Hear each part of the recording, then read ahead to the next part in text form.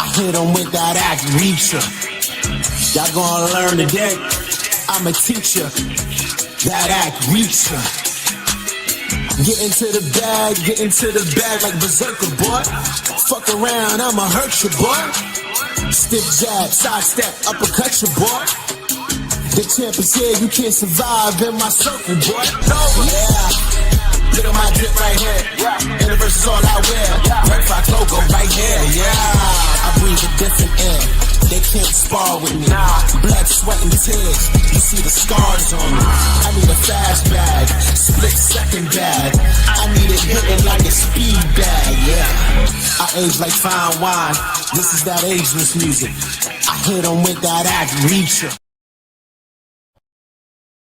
Brought to you by Usual Suspect 6. It's one thing if you can't find someone running around the city, hiding any place he chooses. I can understand. Now, what I can't understand is how can you let him get away when you knew where he was? Just one you don't know, you shoot them. How hard is that, huh?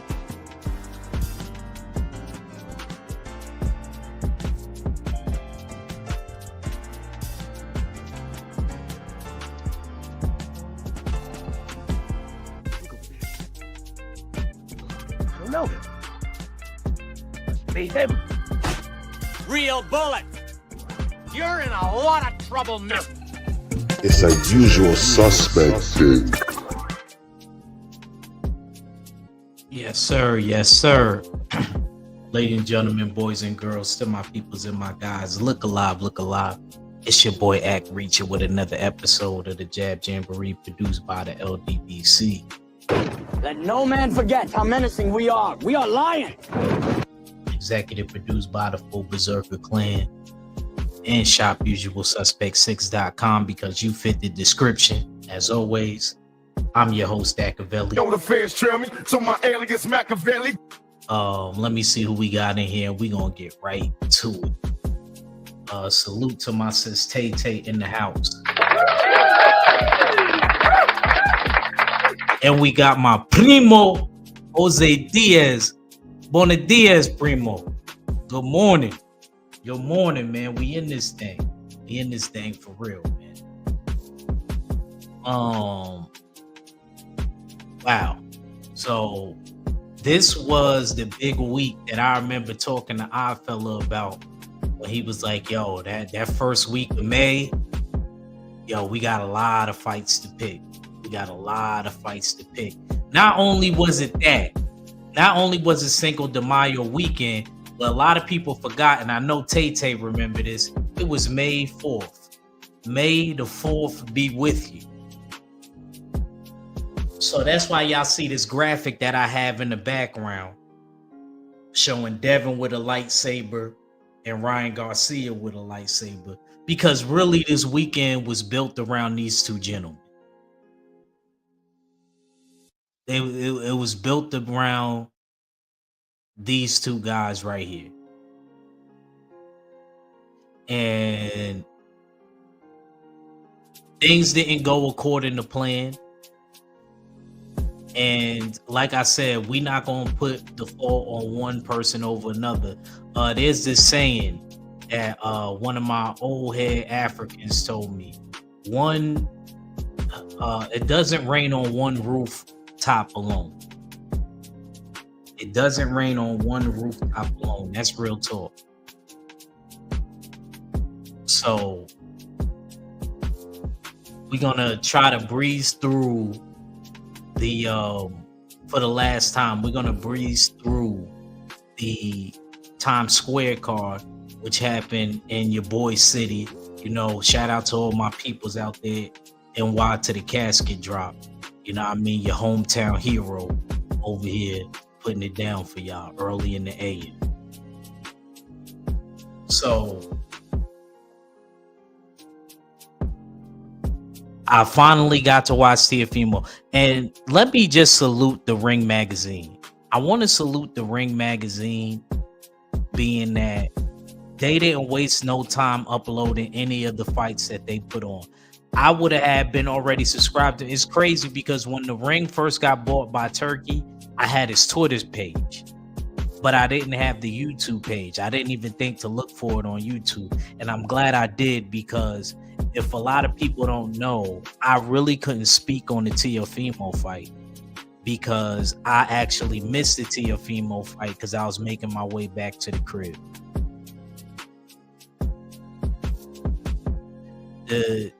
So what I noticed in the Teofimo fight, the Teofimo Lopez fight, is that Teo, he looked sharp, but I'm going to keep the same energy that I'm keeping with everybody else on the card. He looked as sharp, and a lot of people say to me, yeah, well, he looked the best. This is that and the third. Yeah, well, I understand that he looked the best, but at the same time, don't be trying to sell me that you're one of the best in the world and you could compete with Jaron Boots Ennis and you could compete with Brian Norman Jr. Because I'm going to be honest with you, any of those guys trying to compete at 147, I didn't really see where they would be able to compete with Jaron Boots Ennis or Jose Diaz. What you mean? I don't understand, Primo. What you mean by why? Just write in the comment. Let me know what you mean, because I don't know. I said a lot of different things, so I don't know. Yeah. I mean, yeah, I understand that, but I'm talking about the boxing element of it, Jose Diaz. You know what I mean? Tranquilo. Easy, Papa. Easy. I'm just talking about, I'm not, you know what I mean? I don't rock with Teofimo. To be honest with you, as people, there's a lot of boxers I don't rock with as people. But at the end of the day, I don't let that try to taint my narrative about their boxing skills and boxing abilities. That doesn't mean that I rock with him in person. That does not mean that. That's what we got to stop doing. We got to stop worrying about them, because we don't mess with them as people. We don't rock with them. We don't support them. Obviously. You know what I mean? I actually hope that Teo could lose. I didn't think he would. I hope that he lost. But he didn't, because he had somebody there up against him that really couldn't do nothing. Salute to my OG Conor. Spider sense is tingling. And he's false claiming my city. So y'all know that I really got a distaste for Teofimo. But what I will say is they trying to say Teo looked the best. I didn't see where he looked it good at. When I went back and watched that fight, he actually got hurt in the 6th round. At the same time, there's a lot to blame on Arnold Barboza. Arnold Barboza was doing the same thing. This is the reason why I did not believe that Teofimo would lose, because the Jack Catterall fight, even though he won, he was going tooth and nail with Jack Catterall.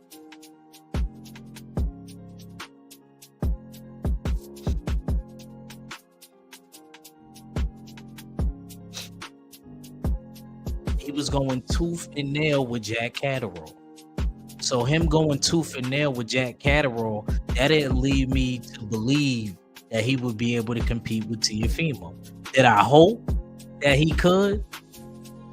Yeah, I hoped he could. I hope that I had to eat crow for that. I wouldn't have mind risking me being in the top 5 for that to not, come out right. So I was cool with that. But a lot of people saying that Teofimo would knock Arnold Barboza out and Teo would, I never had that. Like on my pick'em card, I picked unanimous decision and I got it right. I say, yeah, he'll probably be able to, because Teofimo hasn't displayed any type of power to me since he moved up. hasn't displayed any type of power to me whatsoever since he's been at 140 pounds. I haven't seen it. I just haven't. And then for him to think that he would be, and look, it ain't always about power. You could have speed. You could transition very well from offense to defense. There's a number of ways you can win a fight.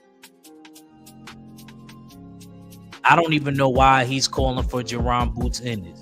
But again, when it comes to Teofimo, I can't really believe anything he says because he'll keep calling somebody out, keep calling somebody out, and keep calling somebody out. And then when it's time to make a fight or something goes wrong in business, or he pulls out of the fight. So I can't really believe that. I can't believe a word he said. He remind me of this battle rapper named Tay-Rock. He always about to fight somebody. Never fight nobody. He always about to fight somebody, though. So that's how I kind of looking at Teofimo. I don't think you could do nothing with Jaron Boots Ennis. I think you get stopped, and I think you get knocked out cold if you mess with Brian Norman. That's just my humble opinion. He showed me some things in there. You know, like I said, he looked slick in there. I know. And when I brought that up, Kano, quiet.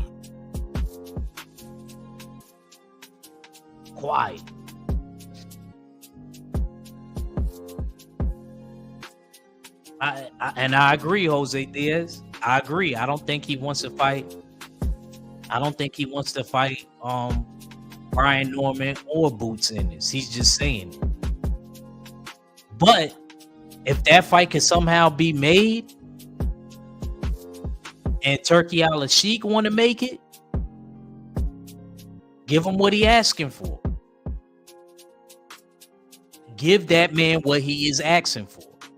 Don't sit here and act like, you know what I mean, like his voice is going unheard. Give him what he's asking for. And like I said, with Arnold Barboza, I'm just so disappointed because Barboza was definitely a more active fighter. Arnold Barboza just couldn't trigger.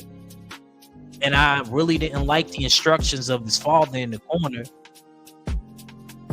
I know Arnold Barboza isn't that type of fighter.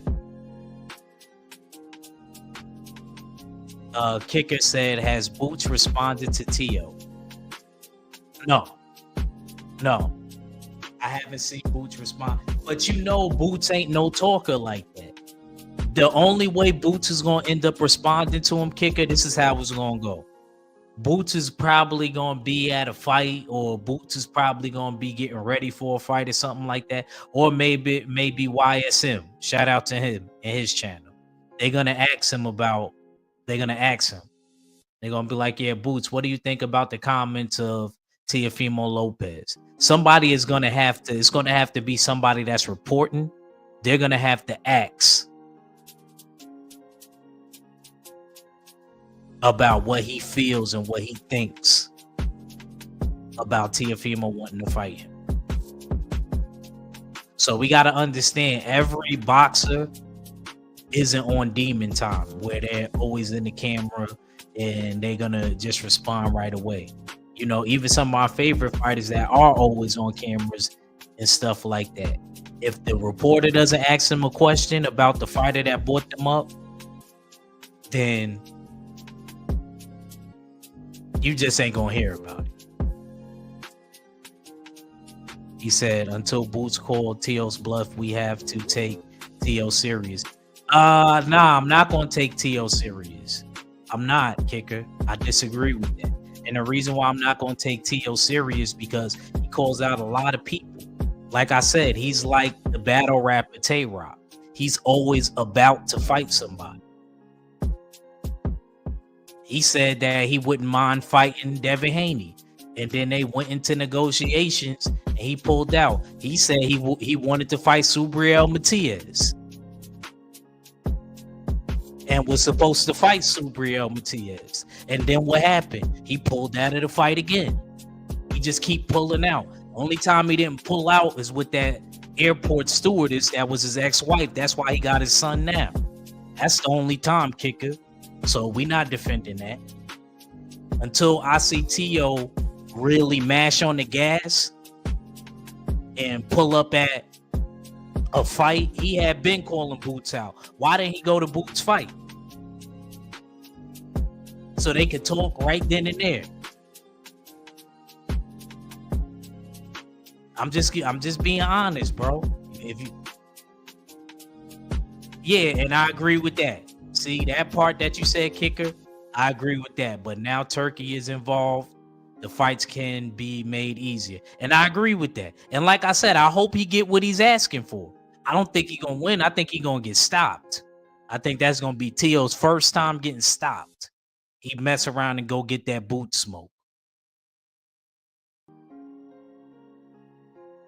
You ain't got to even worry about who I'm going to pick in that fight. I'm going with Boots. Easy.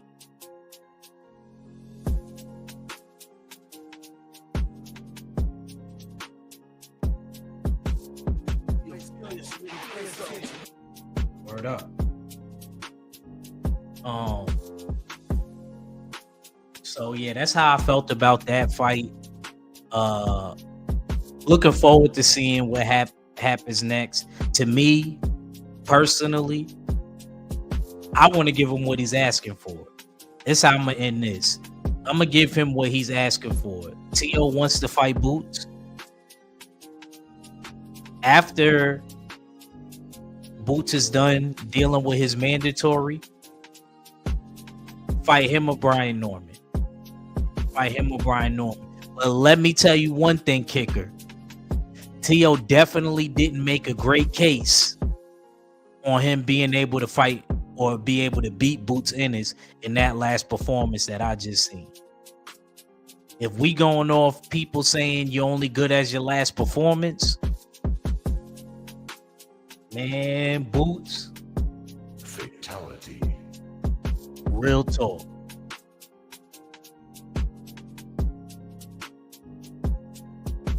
No, he had one of the, again, kicker, he had one of the best resumes at 135. He only fought Josh Taylor at 140. And I'm not counting Arnold Barbosa because that was his mandatory or he was going to be stripped. Think about everybody else who he fought. He cherry picked everybody else. He literally, I give him credit for Josh Taylor, but that's it. And this ain't no hate. This is me being honest. Him and Arnold Barbosa is the only two people that he fought at 140 pounds. Claggett, no offense, Jermaine Ortiz. Nah, bro, that wasn't it. That wasn't it. So, no. Tio ain't getting away with nothing over on this side. He could take that shit back to Florida. Straight up. Sorry, Kano. But I just got to be real about everything. He could take that back to Florida. Now, if he fights Boots, I will give him credit for that. Win, lose, or draw. He will get credit for that. Yeah, all right. If you're saying as a whole, yeah. Okay, kicker. I agree. Look at Kano. Kano wasn't saying nothing. He could work. But when I mentioned Florida, you see how quick Kano jumped in the comment section. I live in mine. Trust me, we don't want him here. That was a yes. Oh man. All right. Let's go to the next one. Okay. So we had Devin Haney and we had Jose Ramirez. So people know my thoughts and my feelings on this. I thought Devin Haney boxed well when he would box. I thought it was obsessive movement. I'm not mad at a person moving. Listen to what I'm saying. I'm not mad at a person moving. I just thought the movement was a little bit too so much because I felt like when Devin Haney actually exchanged and opened up, he landed every single combination, and it was beautiful, and he was sharp. I'm not even joking. The combinations was beautiful, and they were sharp.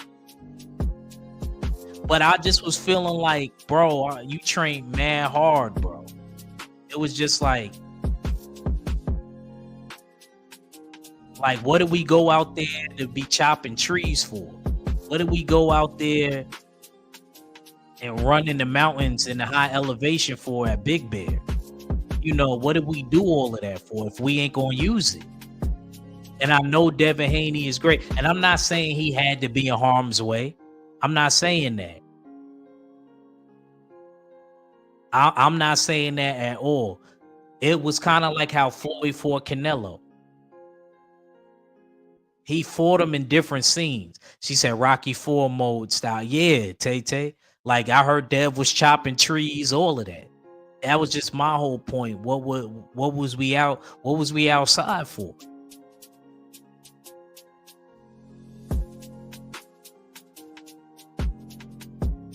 You know? And like I said, it's not like Jose Ramirez was fast afoot. He was very slow on feet. Like he was very slow footed. He couldn't, you know, I know what my boy Conor was saying. Oh, we didn't want him to be able to get set. I think even if he would have been able to get set, he wouldn't have been able to do nothing. He wouldn't have been able to do nothing with that. Trust and believe in yourself. Trust and believe in yourself, bro. I remember there was a story I read a long time ago. When I was a kid. Like this is when we was learning about the Holocaust. Salute, Dirt Gang boss. I see you, champ.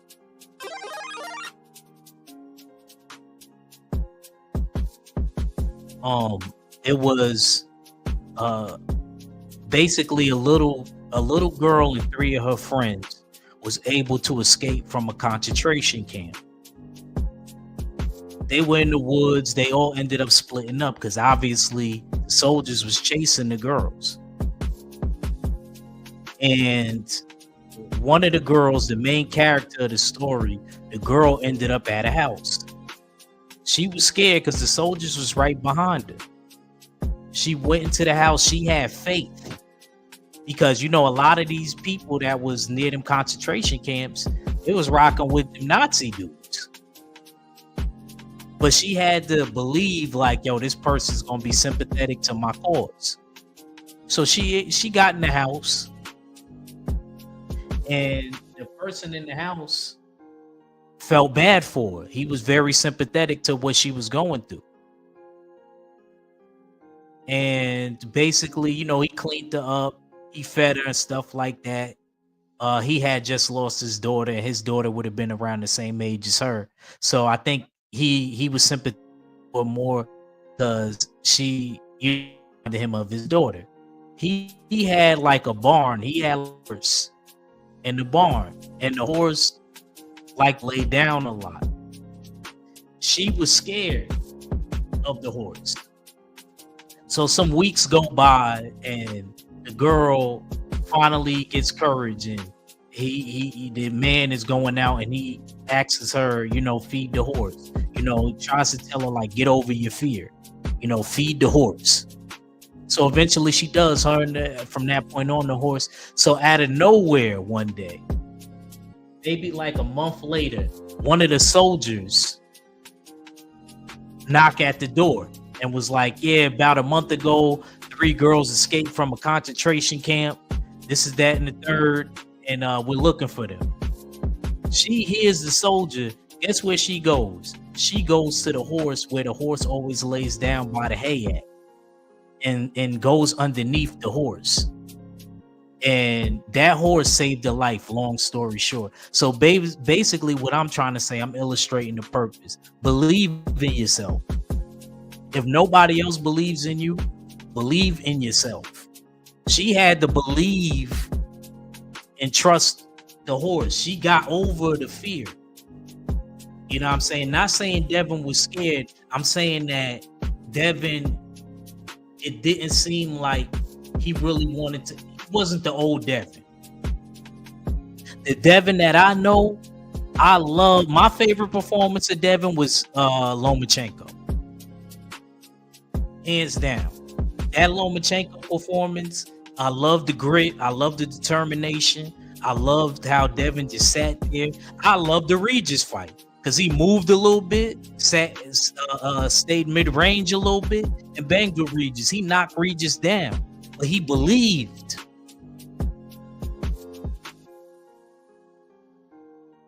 Exactly, Jose Diaz. And nobody could sit here and tell me that he believed that night. Yeah, he won the fight. Yeah, I'm not mad at that. But you got to believe in yourself. Not believe in what the reporters is writing about you. Because even if he would have stopped him, I do agree with that. Somebody would have still had something to say about that. Somebody would have still had something to say about that. But that doesn't matter.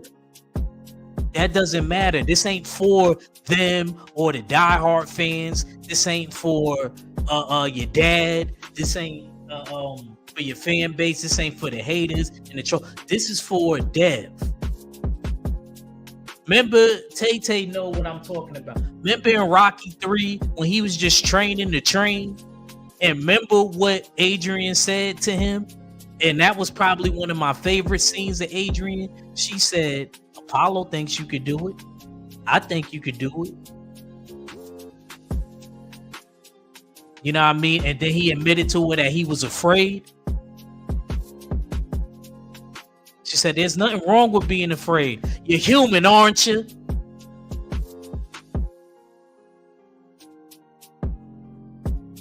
So that's my thing. Everybody got to stop being so easy. And like I say, y'all see how I just critiqued Teofimo.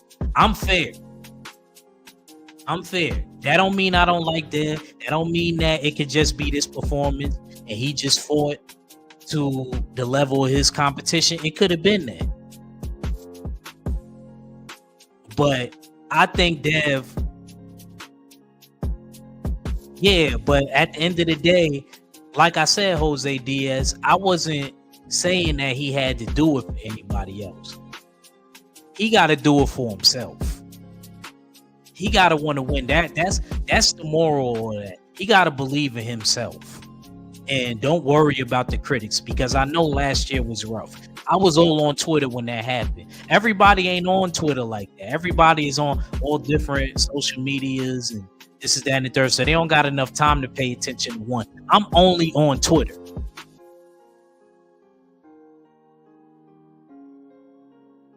So I really got to see it. And Twitter is one of the worst critics. They have zero filter. You may get somebody on your side on Instagram. You may get somebody on your side on Facebook, because Facebook, it's a lot of your friends and family that you grew up with.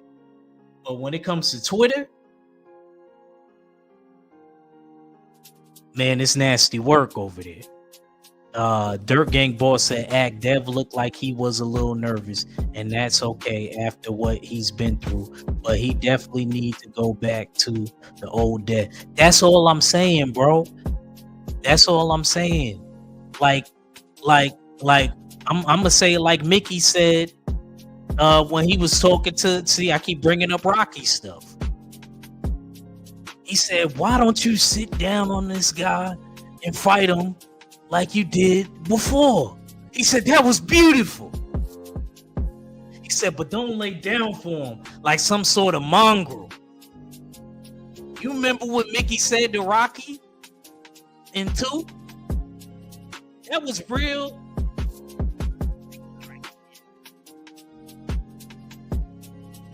You know what I'm saying? As somebody that been in the ring, amateur and pro, bro, you know, I just would have mashed on the gas so I actually could talk from that perspective.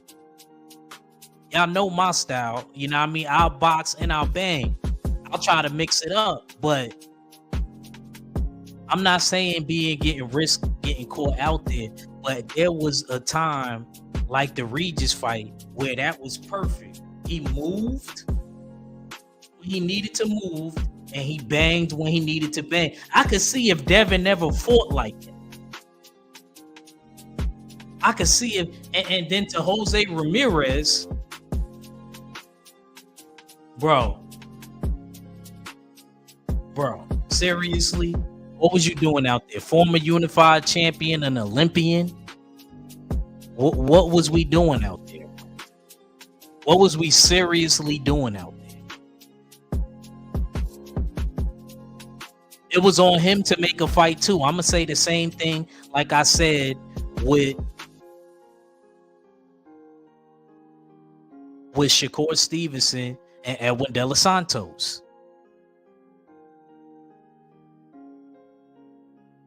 Like Edwin De Los Santos should have been able to negate everything that Shakur was doing. So I feel the same way about Jose Ramirez. You should have been trying.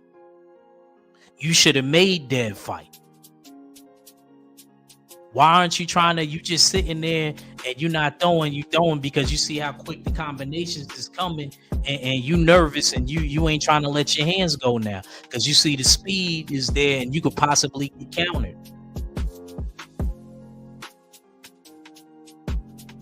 But you know how you beat the counter? Well, my coach James always told me, you punch in combination. That's how you beat the counter. And Jose Ramirez didn't need to be following Dev all around the ring. What he needed to do was punch where he thought Devin was going to be at. He would have had much more success if he would have tried to do it that way.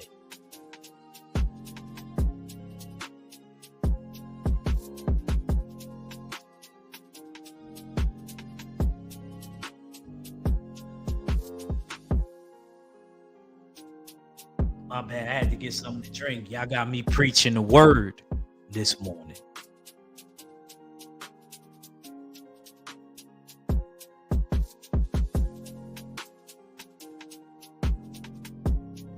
He said you could see it.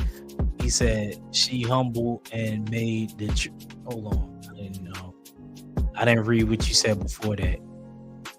She humbled and made me the truth. I think he said my mom did. You know what I mean? My mom did too. He said you could see it during the fight. And like Scarface said, the eyes never lie. He said, my brother, some people have it and some people don't. When I was in Cuba, they made me stop boxing. I really liked aggression. Okay. What part you was from? Santiago de Cuba, or where was you at? Havana? Where was you at? Jose Diaz. Yeah, man. That's all I'm saying, man. You know, I know Dev is talented. I know Dev is talented. And I know he got more than that. You know, my whole thing was don't give 25% of yourself. I know people saying a win is a win. Yeah, a win is a win. But y'all don't know what he's thinking. Does he feel as though like he could compete with Boots or Brian Norman? The two top dudes at welterweight right now? Maybe Mario Barrios. But I'm talking about if he's trying to be on some type of collection tool. I mean, I know anything is possible and anybody could be beat on any given night. But I don't think Boots or Brian Norman is just going to let you the same way I said about Tio, and I'm keeping the same energy. I don't think those two dudes, especially after watching, because they know possibly what you're going to do now. And Bozy, even though I may not like the instructions, or he's gonna get his son prepared. You ain't the only one with a father's. Brian Norman Sr. too.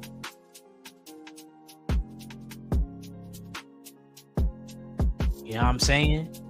What my boy said, it's a mirror match.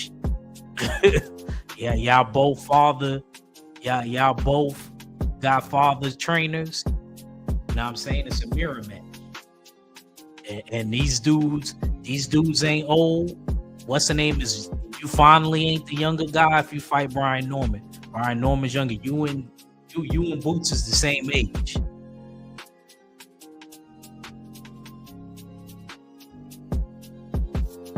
He may got you by a year. He said, Mahari, I'm ignoring you, Mahari. I'm ignoring you, Mahari. That's good for you. For what you did to me this whole year with the Knicks, I'm going to keep spamming your ass. Enjoy. Flawless victory.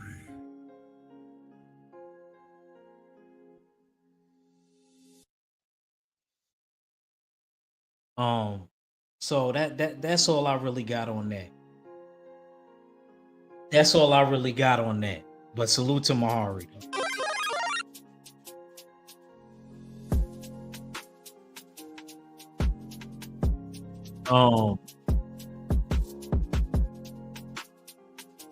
Now we got to talk about Ryan Garcia. You know, that's crazy. You know how they say time reveals all truths? Time reveals all truths. He's a tremendous fighter. He's a tremendous fighter. The only people he cannot be happens to be myself, Gervonta Davis, and depression. Rolly is a prophet. Rolly is a prophet. Rolly literally said that he can't beat him, Gervonta Davis, in depression, which after that loss, he might go right back into. I gotta give a lot of credit and respect to Rolly. I'm gonna play the Crow video for me again because I picked Ryan. I thought Ryan could do it. I wanted Rolly to win. If you look at one of my cooks when I did the weigh-in, but I didn't think he could do it. What is going on? Guys, look at all these crows. I don't know what's going on.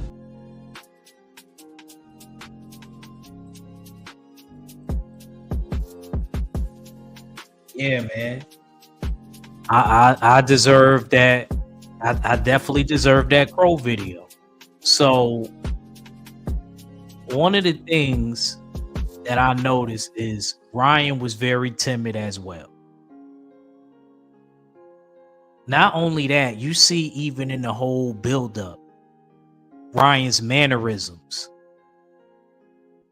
Ryan wasn't there like he was before. You know, you see how animated he was during the Devin buildup. You know, we seen all of it. I didn't see that same guy in this fight.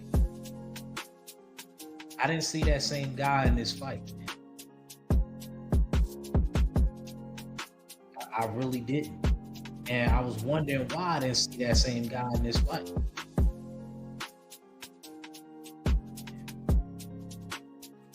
He wasn't that same dude that, you know what I mean? Oh, you know what I mean? Just acting real animated. I just wondered where all that energy was at.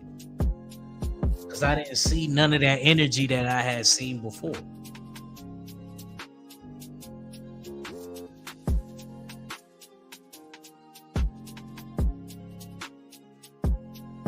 And not only that, his performance, if you thought his punch output wasn't good in the Devin fight, it was even worse in this fight. He looked terrible, bro. He looked so bad, and then on top of that, you fumbled the bag. He threw like one jab. When he did throw one jab, it like sent Rolly's head back. But that was it. He didn't follow it up with nothing. And then Rolly, the second round, landed a great double left hook. A great double left hook. He's hooking. He's hooking. Damn, Ron, come on. What's the matter with you? Tomorrow. There is no tomorrow. There is no tomorrow. There is no tomorrow.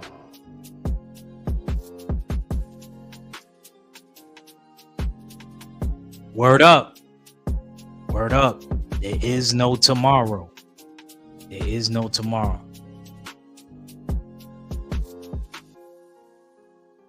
See, but Mahari, I'm not, I'm off that. You might have typed too slow. But I wasn't saying that. Go back and listen to what I was saying. I talked about both the keys to victory for both dudes. And like I said, I know he could fight a different style than that. But let me get to Ryan because like I said, it doesn't rain on one rooftop alone. So we seen what happens when there's a clean version of Ryan Garcia. It's no action, none of that same energy. And I think a lot of things that ended up happening too was the fact that everybody overlooked the event as a whole. Because we already was thinking like Dev and Ryan was going to win. Dev did his part of the deal. And Ryan ended up losing. So it's like, now where do we go from here?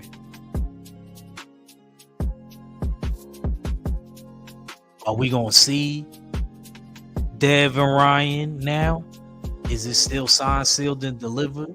Because I think that could have messed them up and put more nerves on them than before, because I believe this fight was already set to be, I believe it's going to be in Saudi again. I think it's signed to be in Saudi Arabia.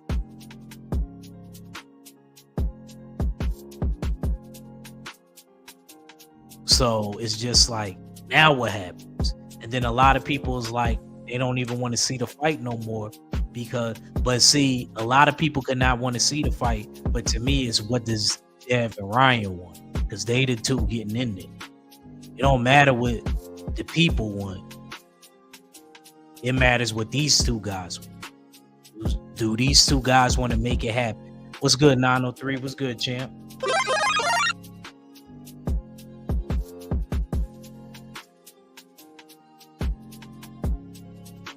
Yes, sir. Yes, sir, Jose Diaz, man. Take care of yourself, bro.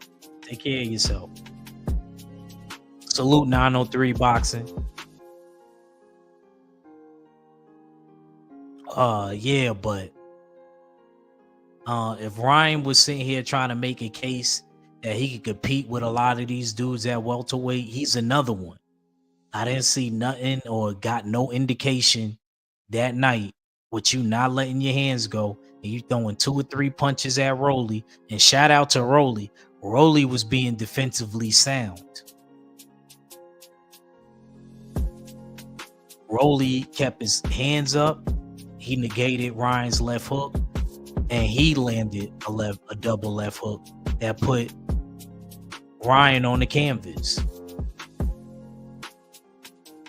That's probably the most defensively responsible I ever seen Rolly.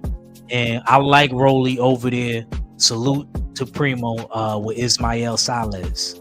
I love that combination. I think Rolly need to stay over there. And plus, I should have knew Rolly looked real strong. We all said that at the weigh-in. Like, Rolly looked brolic. Like, what's going on?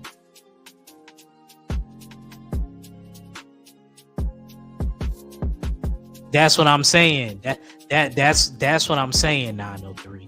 That's what I'm saying. He said, ain't Ryan the one who said Boots is basic and he will KO Boots?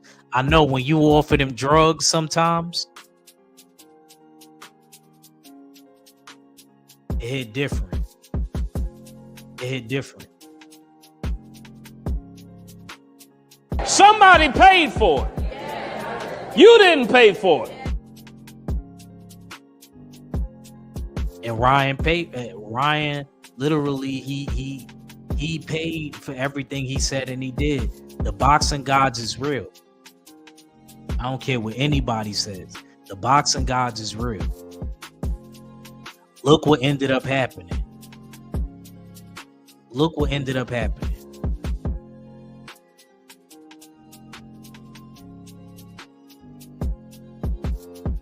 Yeah, that dope had him feeling invincible 903, but if you watch Amazon Prime, Ryan wasn't invincible. He wasn't Mark Grayson. Wasn't Mark. Man, it felt like Mark Grayson.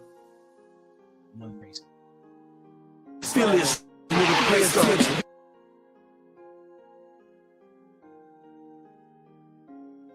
I don't know what happened. It's like, what is we doing out here? Seriously, what are we doing out here? Laid a freaking egg, and you supposed to be in a big rematch that's going to guarantee you 30 mil, which you need because of all your lawyer fees and your court cases right now. You don't need to be fumbling the bag.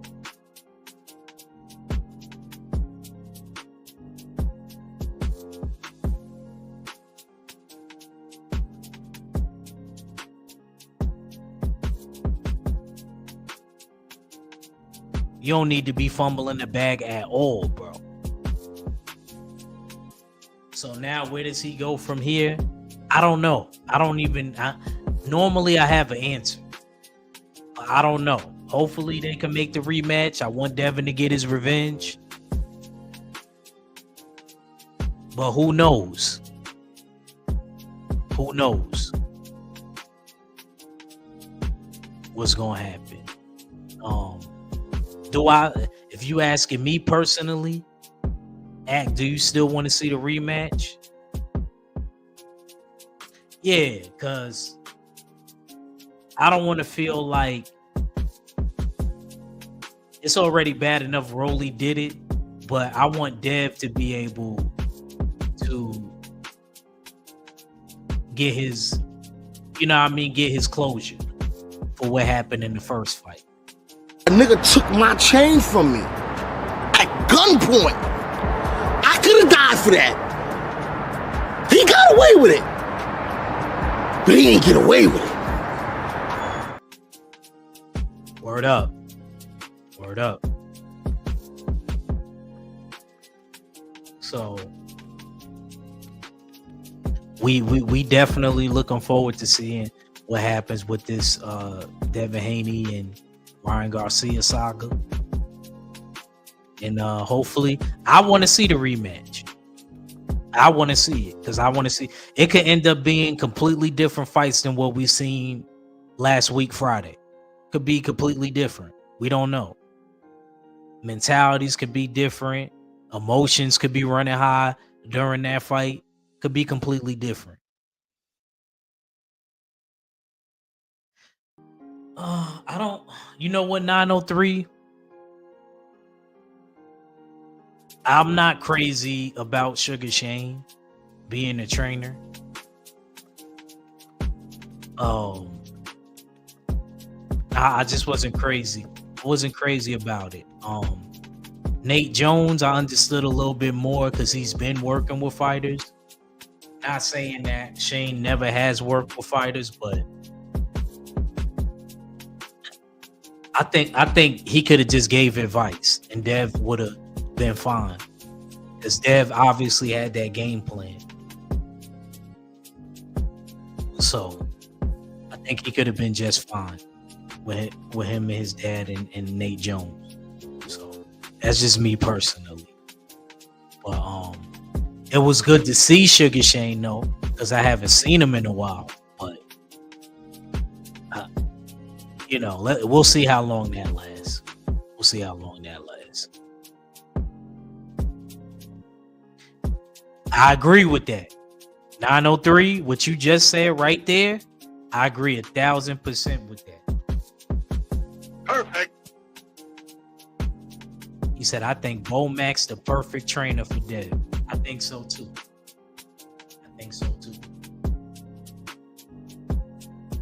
I could see that gelling together.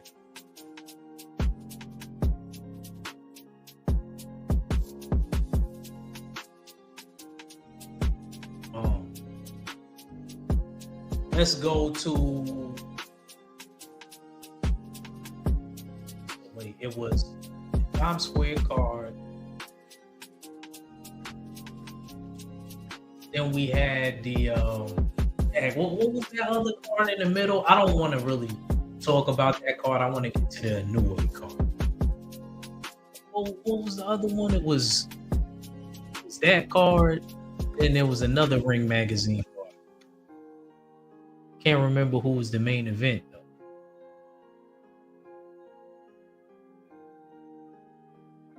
He said Dev will not only outbox his opponents, Bomac will help him with breaking down opponents and finishing them. Exactly. Because one thing about Bomac, he gonna do that film study. Bomac, he's in the laboratory for real. Oh, Canelo, the Canelo and Skull card. You know what? I don't even want to talk about that. I don't even want to talk. Let's go to a New Way. Let's go to a New Way.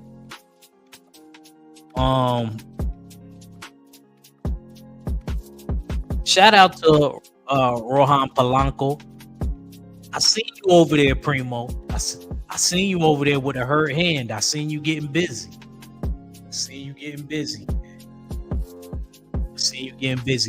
Yo, man, he said that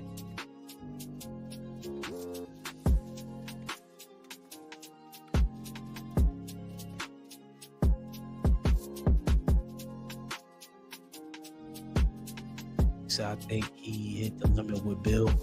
I'm not gonna say that, Kicker. I'm gonna say this though. I just don't think Devin has that right add-on, and I think there's nothing wrong with Bill being the assistant trainer. Cause the same way, and y'all know I like Boots. The same way I don't like the instructions being translated to Boots. I don't really like. I like Bill because Bill is funny and he's entertaining to me. I like the trash talking, so I love Bill. If people know I like Bill, I don't like the instructions from him either.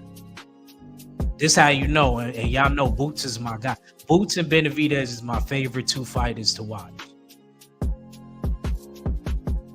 But at least with Benavidez, Dan, he's giving clear instructions that he knows how to do. You know, so yeah, I don't really like the instructions. But what I will say is keep Bill in the corner. Just have the right add-on.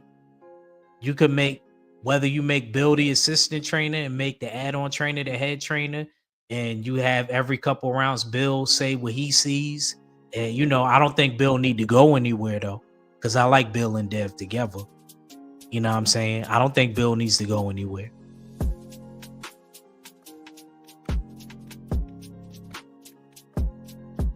He said, I think Bill is an okay. Him too. He's another one. Kicker, I agree. I don't like Teofimo's dad. I don't be understanding his instruction. The dude fell over in the ring.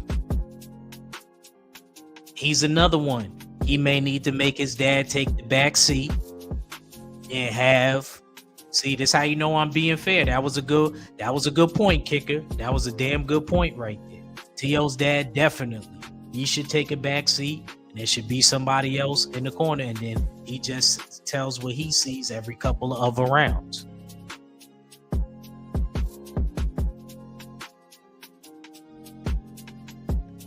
You're right. It probably do come down to that. And I don't think it's just that. I think it's a combination of things. I think it's a combination of them not wanting to fall out with their fathers. It probably is a combination of them not wanting to kick even more money out and they've been all right with their dad so far. But you know, if they make their dads take a back seat, you know that's going to cause friction in the camp. And I think the sons is trying to appease their fathers and not trying to have that boil over until the training camps and forget even boxing. At the end of the day, all those dudes are still fathers and sons after boxing. Real trap shit.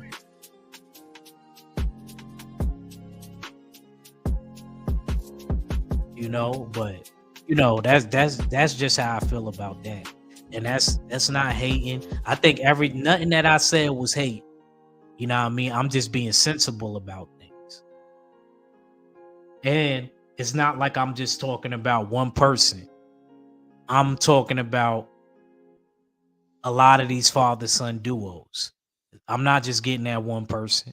See, a lot of people, that's where they get misconstrued. Now, if you just singling out somebody, then that's completely different. I'm not even singling out anybody. I'm talking about everybody's pops. Even one of the dudes that I really like to watch fight the most. I'm talking about him.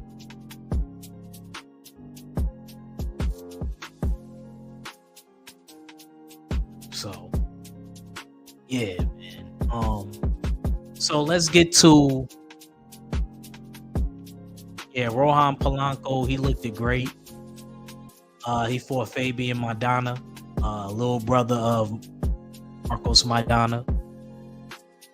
Did a good job. Packed him up. Looking for Rohan Polanco that he wants to either Rolly or he wants to Brian Norman Jr. I don't like the Rolly fight that much for Rohan Polanco. I like the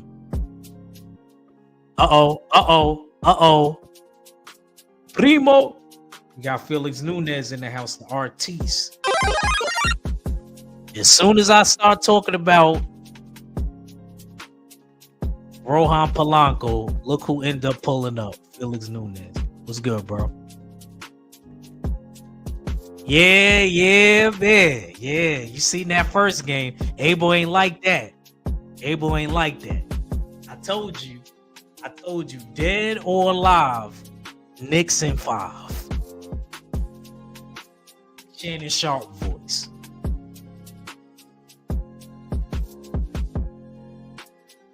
I'm nervous though. I'm not even gonna lie to you. Nervous. Gotta be real about everything. But you see my boy Jalen Brunson? He's on fire! Is it the shoes? But anyway. And that's what you always gonna get, Boston. That's what you always gonna get. And y'all remember that. Because Jalen Brunson been busting Tatum ass since they was kids. Since they was chilling. Well, what them old country folks say? Since they was chillings. Alright? That's what you always gonna get. You just got they got a better team that can shoot outside. I ain't gonna lie. That make me a little nervous. Because Josh Hart and Brunson can't, you know what I mean?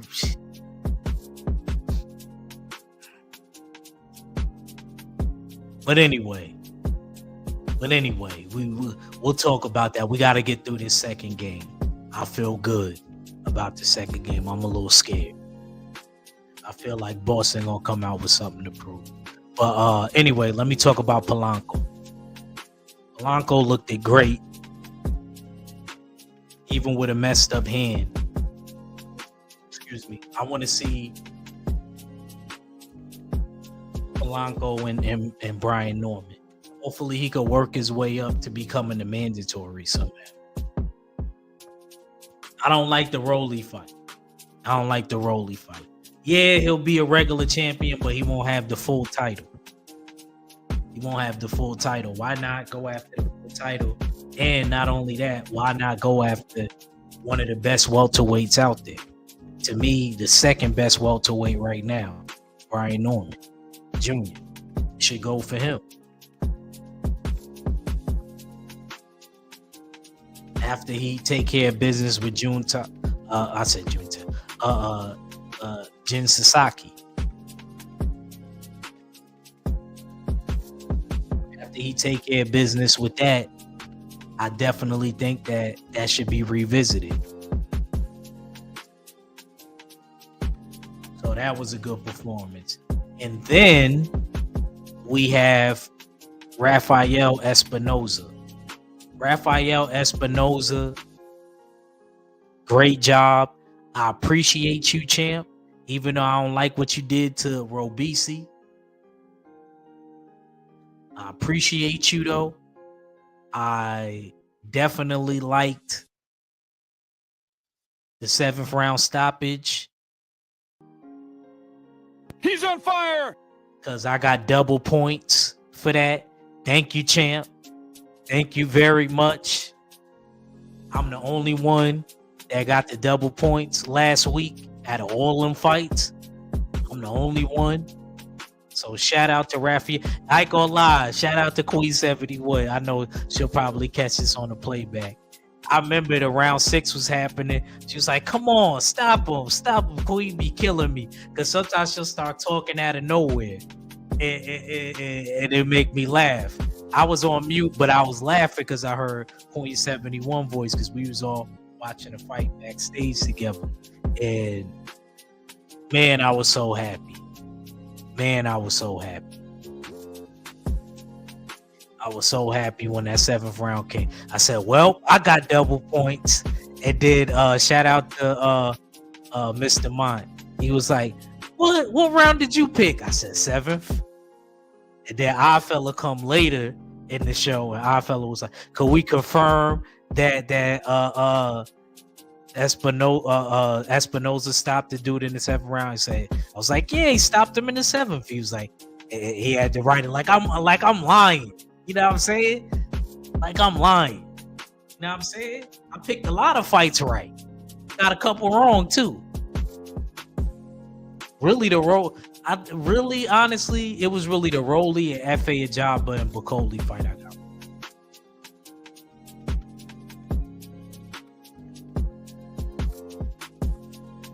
Out of all those fights, and think about it, we had 3 cards to pick. I wasn't doing bad. It's not bad.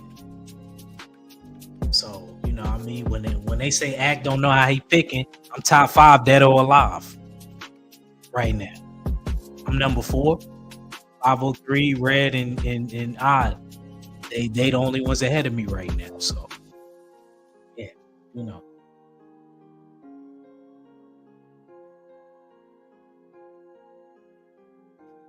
But anyway, let's go to. Oh yeah, now let me not finish with Rafael Espinoza.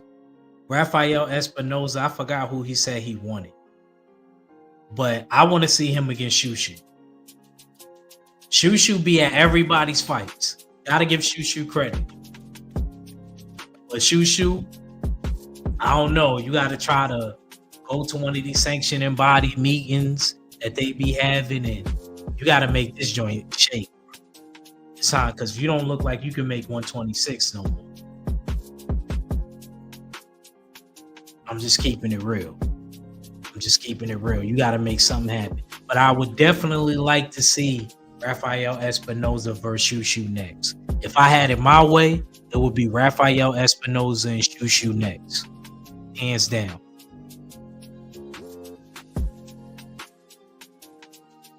He said Espinoza is the Tower and Inferno and the lower weights. You ain't lying. Somebody said that backstage too. He a weight bully.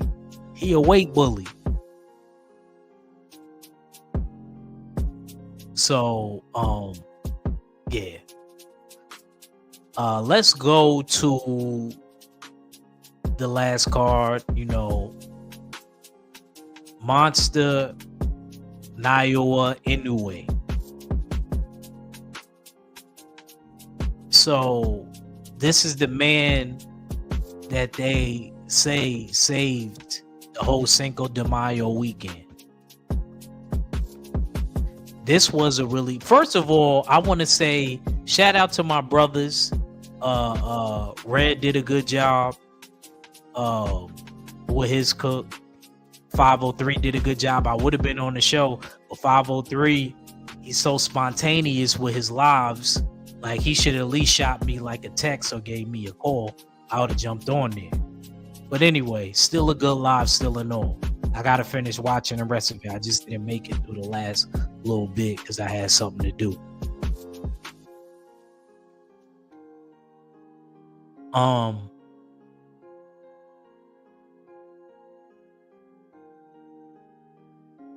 Monster Inoue, who is a 2-time undisputed, not 3, 2-time.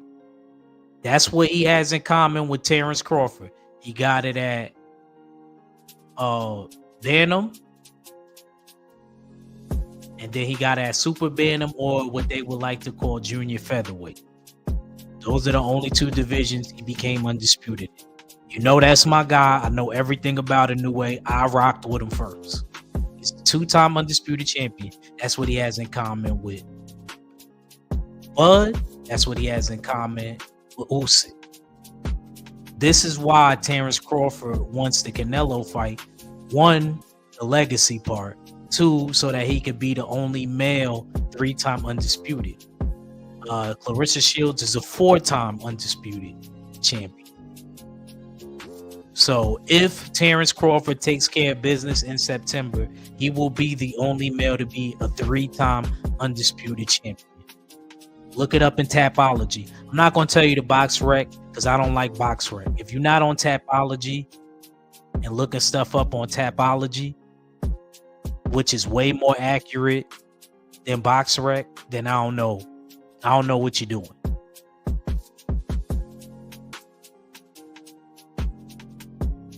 He has only been down twice, not 3 times. I heard somebody say Donito Donaire put him down. No, Donito Donaire broke his orbital bone. He never went down in that fight. Again. But shout out to Donito. Donito break his orbital bone. He's been down with Louis Neary. And he's only been down with Cordinez. So it's so real when he got put down by Cordinez. They literally said, the monster down for the 2nd time in his career. He's only been down twice. Again, look it up on Tapology. Or if you still want to go with BoxRec. Oh. Still in all, as far as the fight, Cordinez already, he's not a small 122 pounder. Not only that, he spars against bigger dudes. That's what Joel Diaz was saying in the build-up. Like, he's going to be able to do something with Monster Inoue. And look, he showed a great account of himself. I don't care if he's a Lyft driver. I don't care about none of that. He showed a great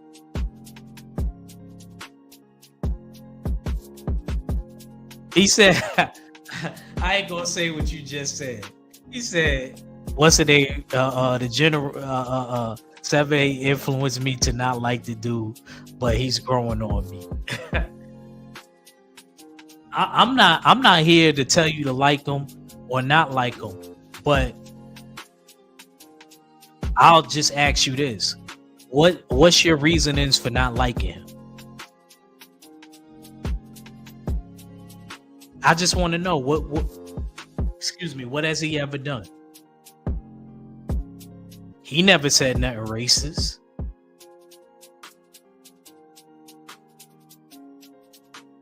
I never seen Inoue out of pocket.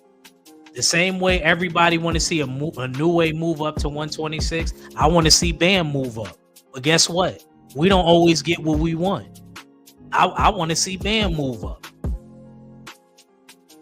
But everybody's fine with Bam, you know what I mean, staying where he's at. And I bet you, even if Bam becomes undisputed, ain't nobody gonna say nothing about Bam staying in the same weight classes and him, you know what I mean, and him doing what he doing.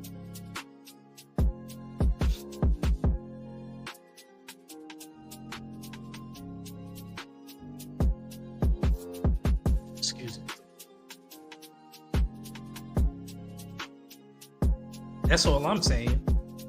Let's just keep the same energy about everybody. I'm tired of the weight class that Bam is at. I want to see a new challenge. One thing I could say about Inoue done moved up multiple times.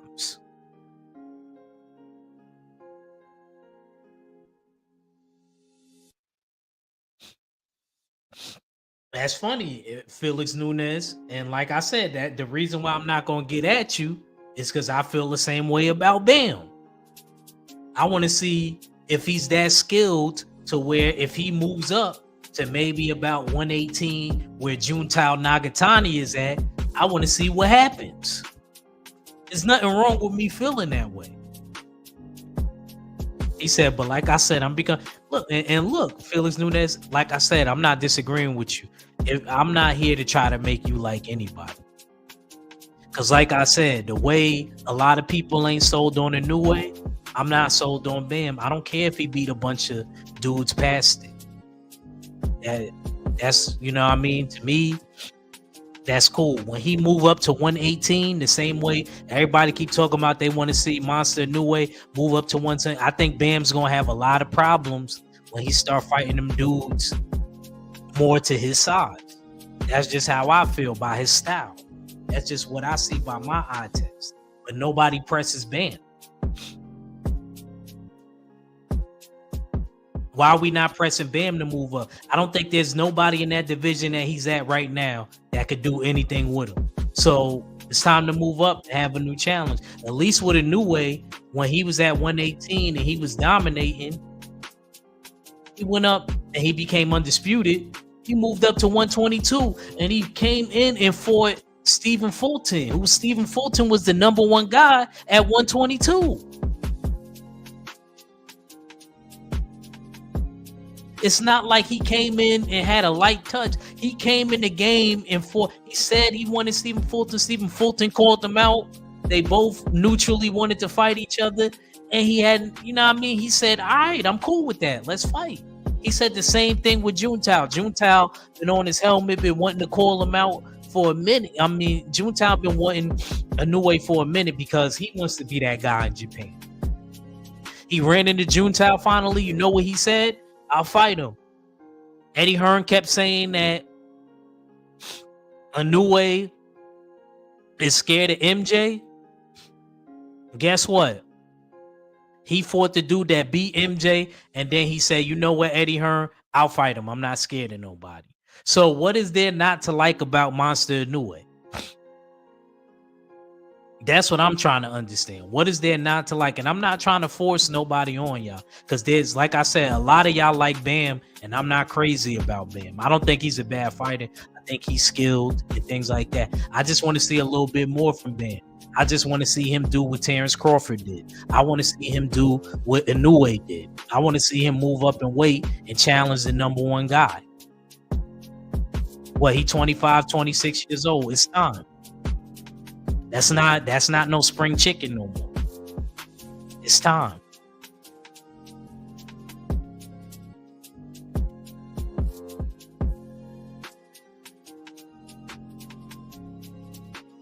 So that's all I'm saying, bro. We just got to keep the same energy about everybody. You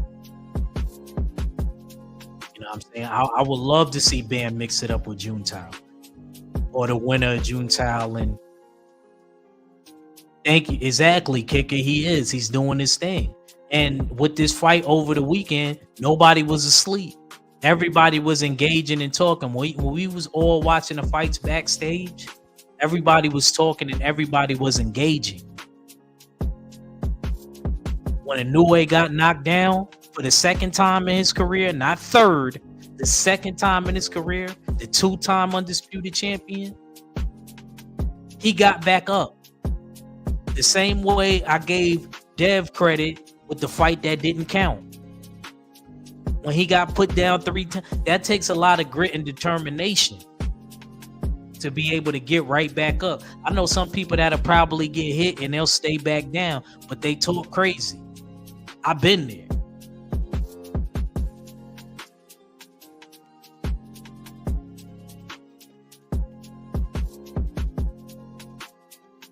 He said a lot of these content creators are haters.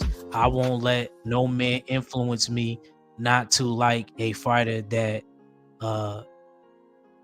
that's sheep mentality. Look, I can't say I disagree with you, bro. I can't say I disagree with you, but everybody has their opinion. Everybody has their opinion. I'm not forcing you to like anybody. You can't force me. A lot of people say, like I just brought up with Bam, act, why you don't, you know what I mean? I just feel like he's jogging in place to me right now. Like, we on the pound for pound list. Let's act like we pound for pound. Let's move up. Like that's one thing. Anybody that hates on Inoue, that's one thing they can't say. They can't say that he didn't move up in the divisions. Whenever he cleared out a division, he was like, you know what? All right, I'm about to move up.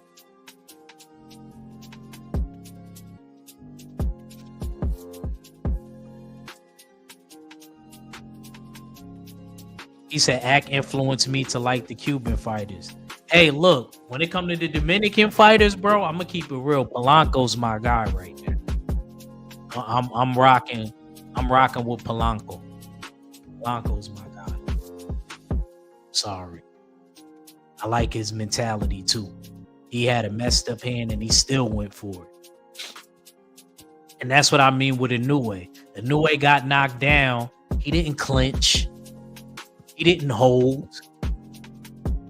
He went in there and he fought.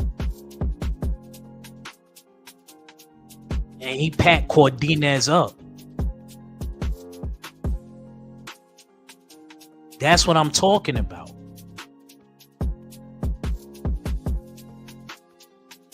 We gotta respect stuff like that. We gotta stop gangbanging when it comes to fighters. And I know there's a lot of people that say be fans of the sport, but I don't see it. I don't see it.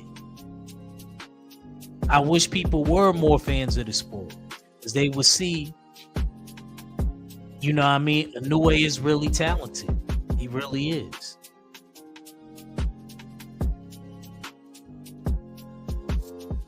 And one thing that I noticed in this fight, he punched excellent. He's an excellent body puncher. I always knew that since the second Donito Donaire fight, but like I seen it in this fight. Like every shot he landed to the body was crippling and debilitating. And I know Cordinez is a tough dude, and he was saying like, nah, you know, the punches really didn't hurt. Nah, them punches hurt, bro. Them punches hurt.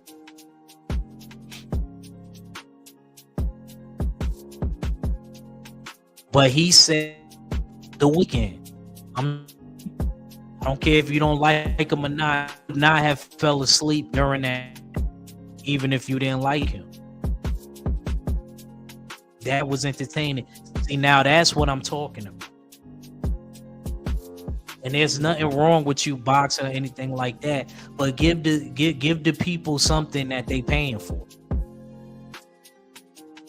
See, I pay for ESPN Plus. Until Top Rank ends up leaving. And then I don't know what I'm gonna do with ESPN. Maybe I'll keep it, maybe I'll switch it for HBO Max, because I love HBO Max.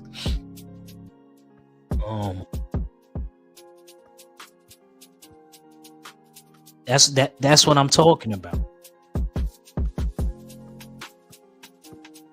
I don't mind seeing him go up to 126. I don't mind that. I think the power is still translate. I think the guys may be able to absorb the shots better when he moves up to 126. But I think he could beat a lot of dudes there.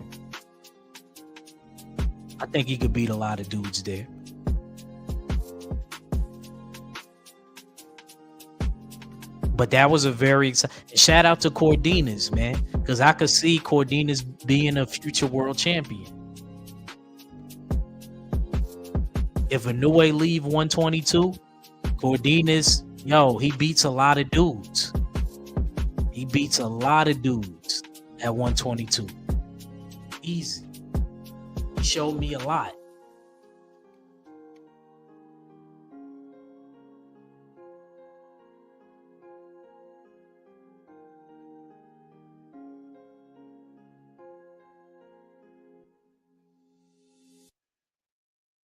And I don't mind seeing the MJ fight.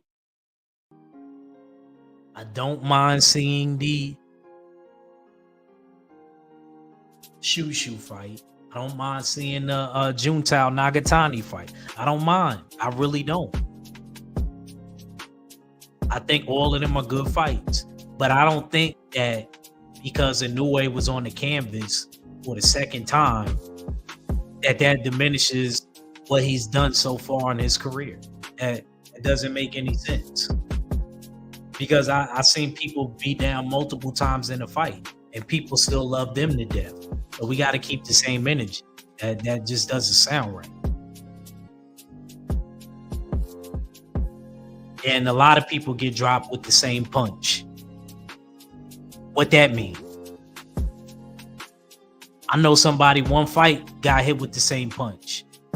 I still love that fighter. I think that fighter is still one of the top dudes. Doesn't matter, bro.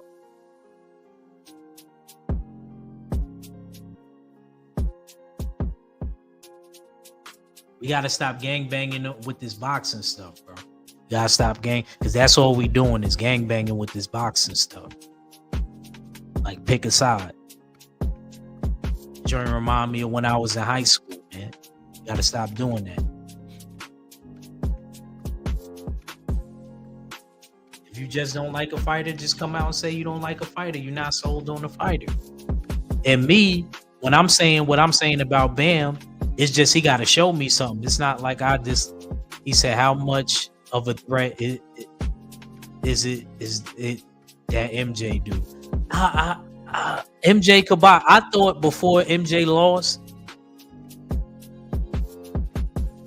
I thought MJ would be the one because MJ had the 2 belts. Was it Doheny that beat? I don't remember who.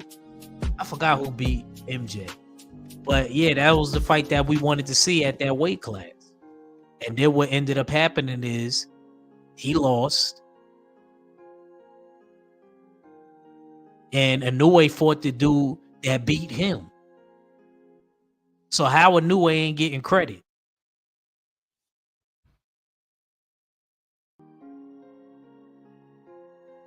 And then Eddie Hearn started the whole campaign of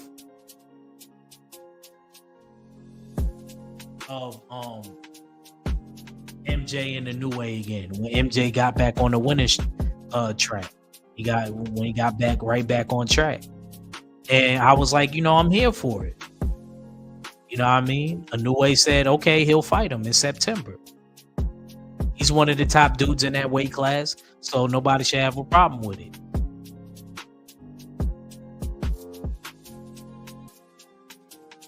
If he chooses to go up to 126, I don't have a problem with it. I think Shushu might have to get one of the belts for Inoue to want to entertain that. And I like the fact that Inoue came over here and fought in America. And guess what? He had that joint packed. So people obviously know what's up with Inoue. I like his style.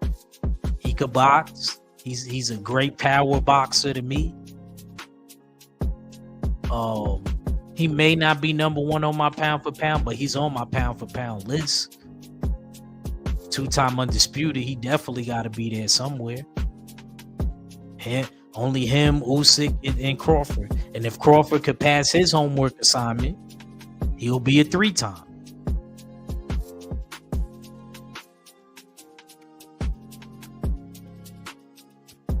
Felix Nunes, to answer your question though, how much of a threat?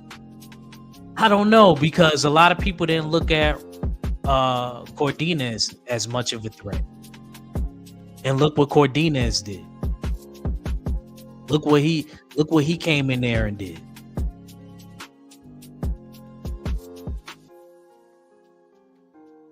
shakalaka! He came in there and he really showed a great account of himself. He really did. So I don't know. Styles make fights. Maybe MJ might give Inoue a tough fight. I still got Inoue beating him like I did before when he had both of the belts and they were set up to fight. But I'm glad Inoue is doing it because Eddie Hearn kept acting like Inoue was ducking this dude. And that's his next fight. And I'm glad Inoue came over to America because everybody keeps thinking Inoue don't like to move around. He fought in America before. He moving around.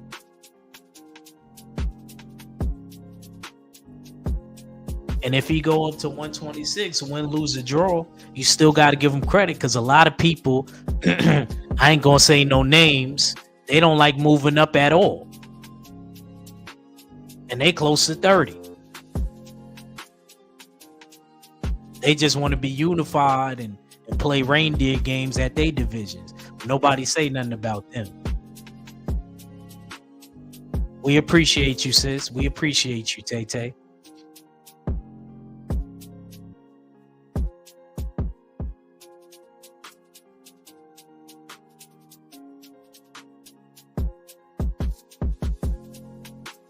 Why you laughing, Felix Nunes? I'm serious. I ain't gonna say no names. Felix Nunes. A lot of dudes just like fighting dudes fresh out the rehabilitation home for old folks. And acting like those is marquee wins. But really, I wasn't impressed. You know what I'm saying? And then this dude that he's fighting, who is this dude? The next dude he fighting. Again, I'm not gonna say no names. Who is this dude? But they'll say stuff like that for Inoue, and they act like this dude ain't on people's pound for pound list either. So the smoke is only for Inoue, but the smoke ain't for the other dude, the other small guy on the pound for pound list. Come on, bro, stop. Motherfuckers ain't fair.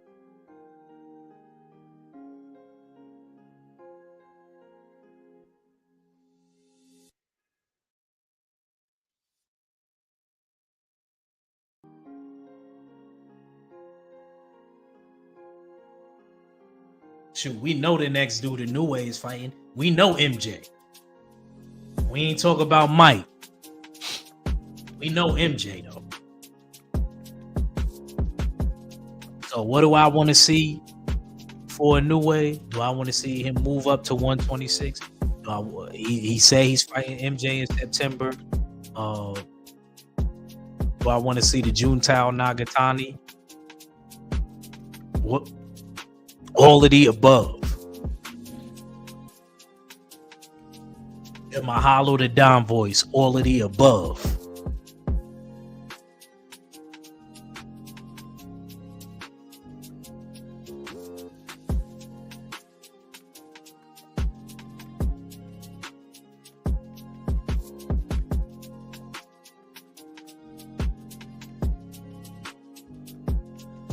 So, last thing before I get out of here. Salute to Inoue. Terrence Crawford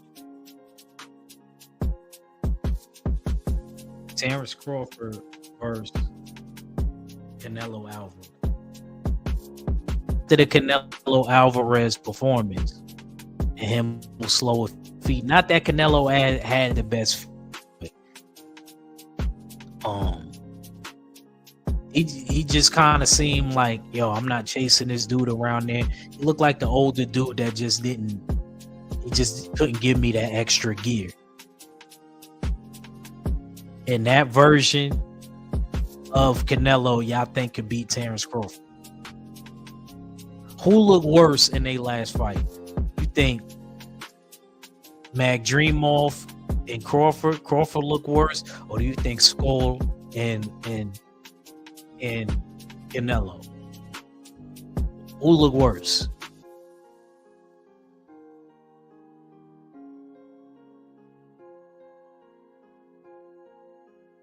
I'm asking who looked worse? Because that version of Canelo that I seen,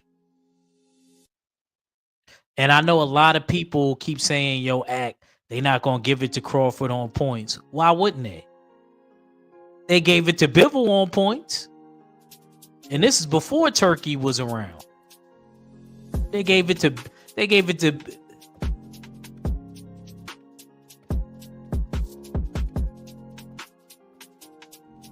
So you think Bud looked the worse? Felix Nunes, you think Bud looked the worse, or was you speaking on something else I said?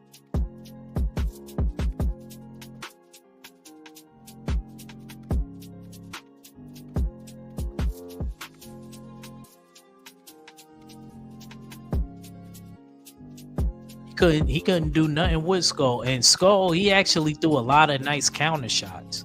He was moving around. He threw a lot of nice counter shots. But that's William Skull's style. You see, there's a difference.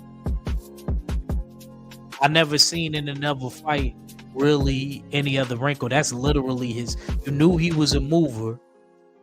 You know what I mean? It's different if he fought different fights, stylistically.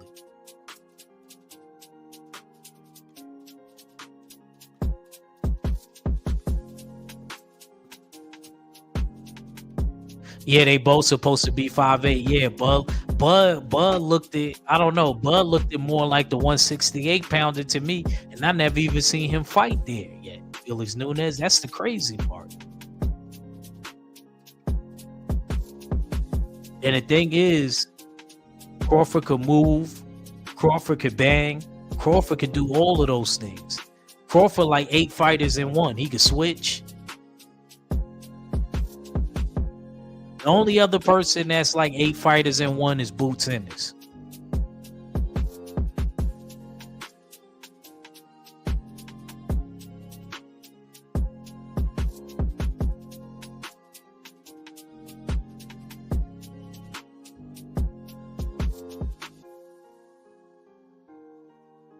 So I'm trying to think too.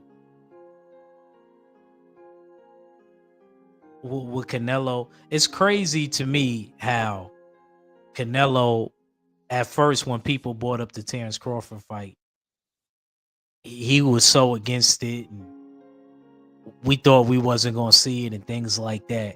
And then now,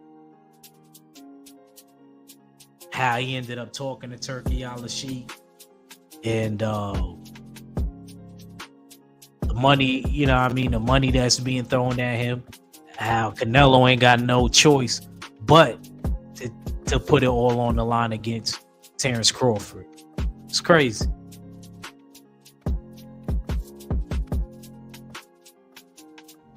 And like I said, this thing serves 2 primary functions. One, it helps the other person's legacy. More so in Crawford's favor. And then 2,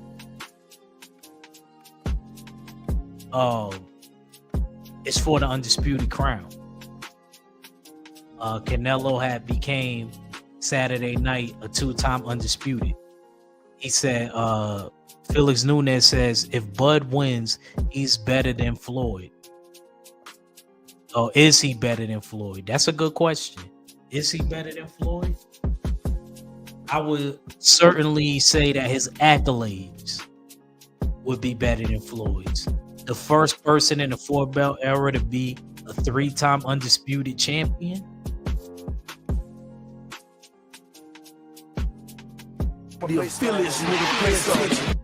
Think about that.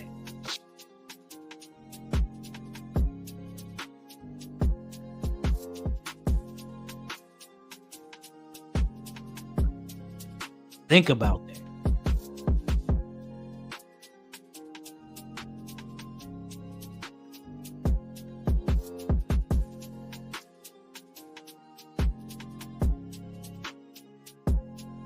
That doesn't mean in a fight that we would think it would go the way we think it was going to go, but it's definitely a strong argument to where we could be like, would Bud have beat Floyd?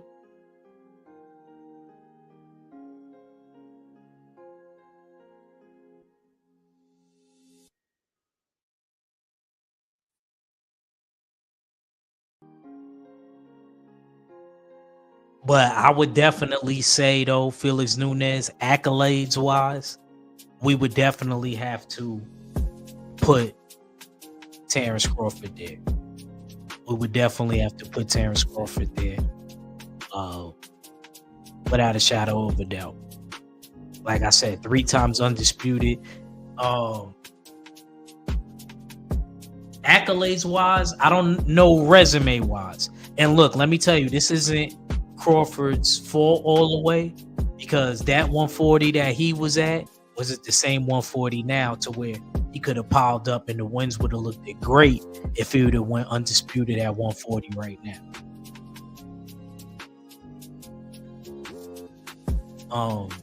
Then if we look at 147, those is probably the best known names that he has on his resume. But if I compare his 147, and I'm not talking about results and stuff like that, because I'm gonna keep it a stack with you. Terrence Crawford, he scoped everybody at 147, which was amazing. But if I look at the names,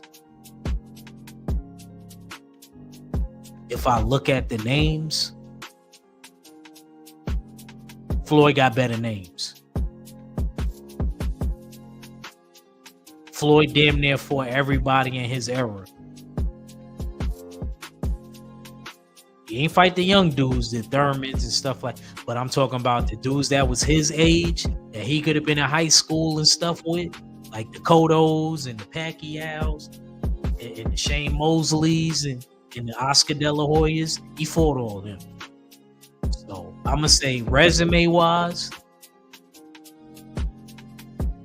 but I'm gonna say, like, as far as accomplishments and achievements, Crawford got that. So like I said, it depends on what you're looking for and what you're talking about. Depends on what you're looking for and what we are talking about.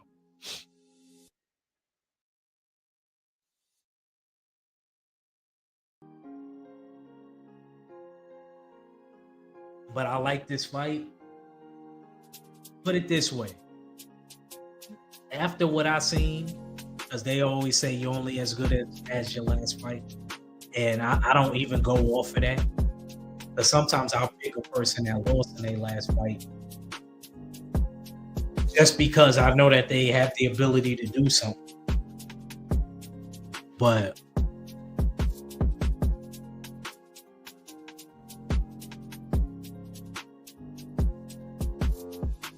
I'm not as scared for Crawford as I was. Not saying I was scared. I don't think it's as big of a hill to climb. I still had Crawford winning and stuff like that. But after seeing Canelo versus Skull, I don't think that version of Canelo beats Crawford.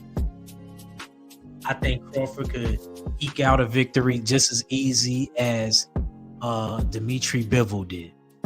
And the crazy thing about it is Canelo will deserve a little bit more credit because, I mean, not Canelo, Crawford would deserve a little bit more credit for Canelo because he's the same size. See, one thing people always threw in my face when Dimitri Bivol won, and I always bring up the Dimitri Bivol win, they always be like, oh, but he was way bigger. He was way bigger. That dude looked like one of them security guards that work security on stage for the Disney artists. Like Hannah Montana or one of them. I'm like, come on. Y'all cut that out. Y'all cut that out.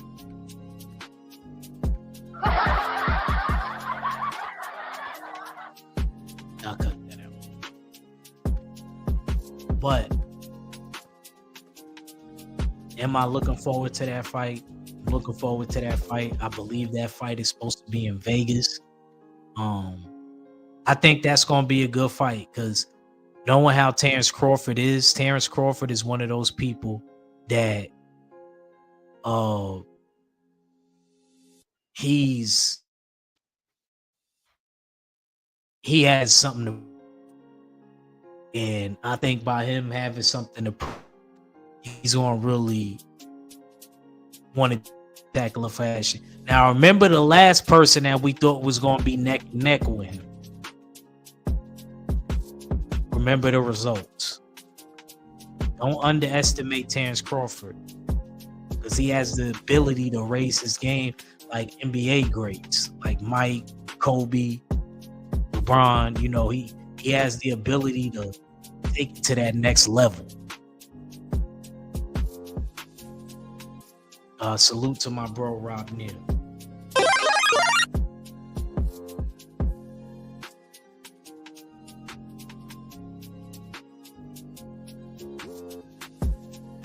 So we looking forward to it, and we here for it, man. We definitely here for it. We got fights this weekend coming up. Looking forward. Definitely looking forward to it. We wonder what's gonna happen. And these fights, y'all make sure y'all shop usualsuspect6.com as you fit the description. I'm gonna get ready to bust a move. I just came in here to do my little morning thing. Thank you for everybody that was in here. Y'all really was engaging. Shout out. Yes, sir. My bro Soul Power, man. I got soul. Yeah, great morning convo. I'm gonna try whenever I can do the morning joints. I'm gonna try to do the morning joints, man, and try to have the usual suspects be on the airwaves. Appreciate you, Felix Nunez. And make sure you watch Polanco. I don't know if you know about Rohan Polanco, but you need to watch him, Felix Nunez, because that boy at 147, man, that boy hitting hard. That he my favorite Dominican fighter right now. Rohan Polanco, I'm rocking with him.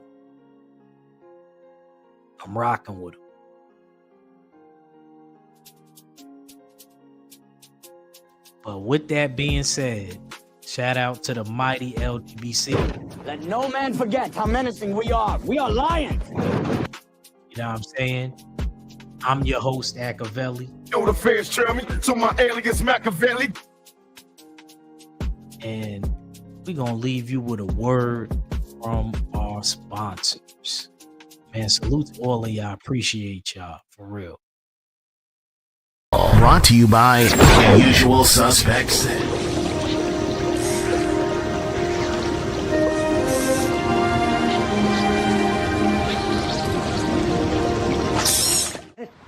You gotta be quicker than that.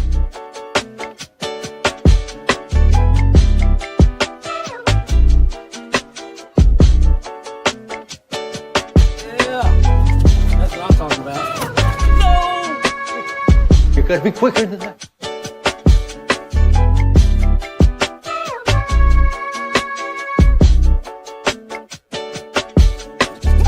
Suspect6.com. It's a Usual Suspect day.